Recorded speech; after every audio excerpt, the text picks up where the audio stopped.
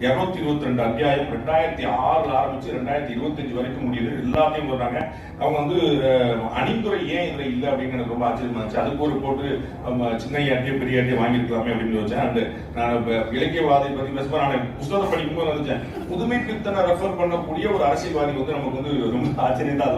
அது வந்து யாருன்னு கேட்டுருவாங்க. யாராவது அரசியல் தலைவர்களை போயிட்டு நீங்க புதுமை பித்தன் படிச்சிருக்கீங்கன்னா யாருங்க, அது வந்து எந்த கவுன்சிலர், எந்த மாவட்டம், எந்த வட்டம் கேட்டுருவாங்க. அந்த மாதிரியான ஒரு சந்தர்ப்பத்தில் வந்து அவரை மேற்கோள் காட்டி அரசியல் கட்டுரையில அவர் ரெஃபர் பண்ணி கொண்டிருக்கிறது ரொம்ப ஒரு பெரிய ஆச்சரியமா இருக்கு.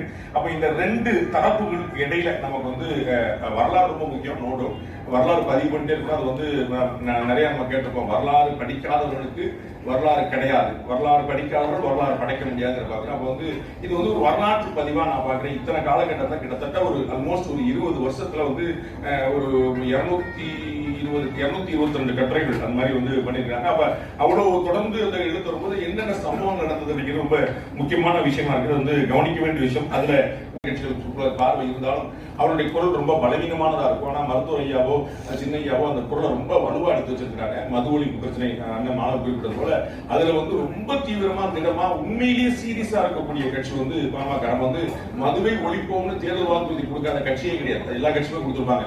எல்லா கட்சியுமே 2-3 ஆணைகள் இருக்கும். அவங்க ஆட்கள் வச்சிருப்பாங்க. அதை தாண்டி அவங்க சேர்ந்து கொடுத்துருவாங்க. ஒரு ட்ரெண்ட் தான் அப்படி சொல்லுவாங்க. என்னங்க நீங்க சொன்னீங்கன்னு கேட்டா அது போன எலெக்ஷனுக்கு இந்த எலெக்ஷனுக்கு இல்லைன்னு சொல்றாங்க. இவ்வளவு தெளிவா சொல்றாங்க. நாங்க சொன்னது போன எலெக்ஷன் பாஸ், இந்த எலெக்ஷன் இன்னொரு போன எலெக்ஷன் நாங்க சொன்னோம், எங்க தோக்கடிச்சீங்க, அடுத்த எலெக்ஷன் நாங்க சொல்லல, நீங்க ஜெயிச்சிங்க பாத்தீங்களா அப்படின்றாங்க. இந்த மாதிரி போய் வந்து நிக்கிறது. ஆனா வந்து மருத்துவரை அவர்களும் சரி, ஒரு சின்னவரும் சரி, இது ரொம்ப புகையிலையோட எதிர்ப்புல வந்து பெரிய அளவுல வந்து பாத்தீங்கன்னா அந்த சிகரெட் அட்டையில அந்த பெரிய அளவுல படம் போடணுங்கிறதுல வந்து ரொம்ப உறுதியா இருந்தாரு. எவ்வளவு பெரிய லாபி, அது வந்து எவ்வளவு கோடிகள் புழங்குகிற இடம், அதை தாண்டி ரொம்ப உறுதியா இருந்தாரு.